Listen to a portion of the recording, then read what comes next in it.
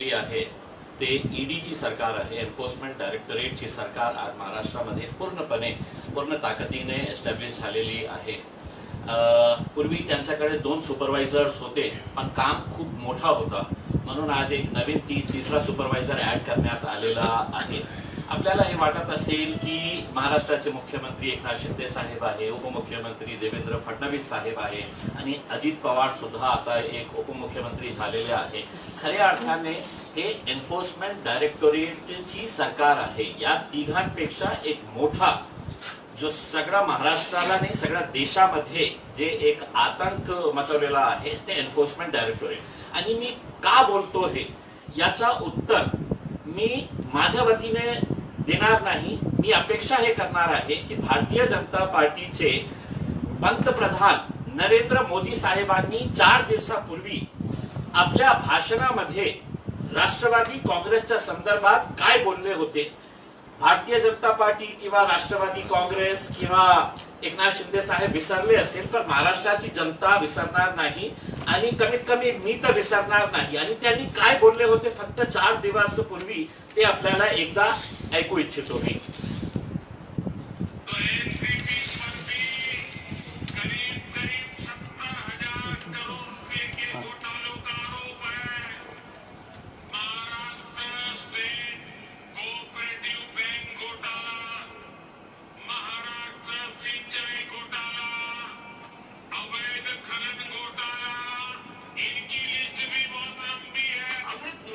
म्हणजे 4 दिवसापूर्वी माननीय पंतप्रधान जे भारतातून देशातून करप्शन संपवण्याच्या खूप मोठा गप्पा मारत आहे, ते 4 दिवसापूर्वी आपल्या भाषणामध्ये काय सांगितलं होतं की एनसीपी का भी भ्रष्टाचार बहुत बड़ा है, महाराष्ट्र स्टेट कोऑपरेटिव बैंक घोटाला, मग महाराष्ट्र सिंचन घोटाला, अवैध खनन घोटाला।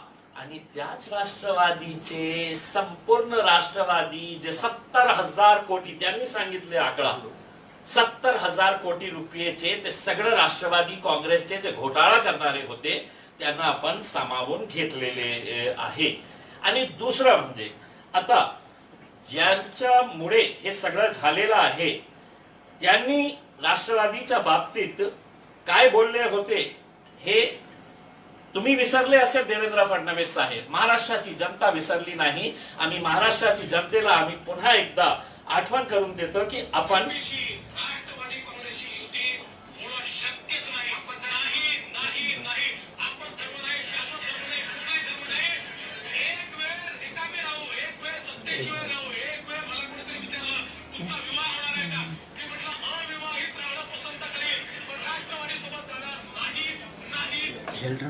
राष्ट्रवादी सोबत जाणार नाही।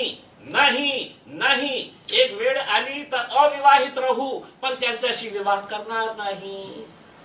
देवेंद्र फडणवीस साहेब, आपण विसरलं असेल, पण आम्ही हे सगळं सेव्ह करून ठेवलं होतं, कारण आम्हाला माहित आहे की सत्तेसाठी तुमची पार्टी कोणत्या लेवलवर जाऊ शकतं। आणि आता जेव्हा आम्ही हे सगळं बघत होतो, कशा निर्लज्ज तरीकेने संविधानावर आम्ही शपथ घेत आहे। संविधानाने तुम्हाला हे अधिकार दिलेला होता का? आणि महाराष्ट्राची जनतेला जेव्हा राष्ट्रवादी काँग्रेसला मत दिले होते तर ते भारतीय जनता पार्टीच्या वाटतं की महाराष्ट्राची जनता उल्लू आहे, त्यांना काही कळत नाही, त्यांच्या कानात म्हणजे विडी ठिजलेली आहे, हे आपल्याला असं वाटतं का? मी आता काही वेळा डायरेक्टोरेट हसन मुश्रीफची इन्क्वायरी करत होते, ते आता आमचे मंत्री राहणार आहे महाराष्ट्राचे, किती अभिमानाची गोष्ट आहे। हे विकास म्हणतो याला की एन्फोर्समेंट डायरेक्टोरेट करप्शनचा चार्जेस आहे। एन्फोर्समेंट डायरेक्टोरेट केंद्राची हे आहे।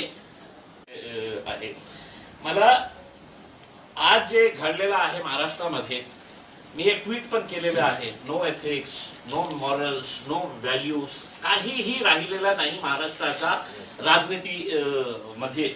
म्हणून मी स्पष्टपणे सांगतो की आज ईडीने बनाई सरकार, बाकी सब बकवास। हे जे सगळं चाललेलं आहे आता, हे कोणी केलं, कोणी सोबत गेलेले आहे, इतकं सारे प्रफुल्ल पटेल आपल्यावरही आरोप आहे, आपल्यालाही माहित आहे, तुमचीही इन्क्वायरीच्या जे गण आहे तुमच्या खोपडीवर भारतीय जनता पार्टीने लावली होती की बरोबर हा, नाही तर तुमच्याही आपण सुरू करू करते, तो पण बसलेले आहे.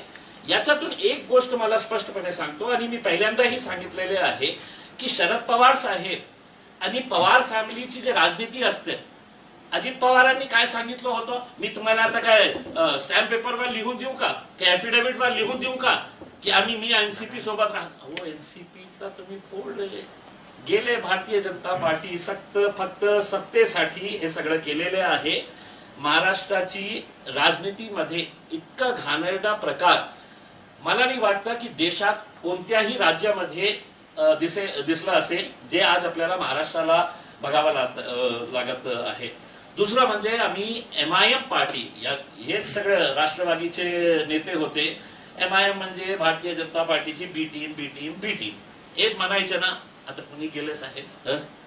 म्हणून मी राष्ट्रवादीचे जे सर्व मुस्लिम विशेषकर जे सेक्युलर नेते आहेत त्यांना अभिनंदन देतो आणि त्यांचा हे जल्लोष साजरा करण्यासाठी MIM पार्टीने हे निर्णय घेतलेला आहे की उद्या आम्ही फटाके फोडणार, आम्ही खूप मोठा गाजाबाजा करणार आहे.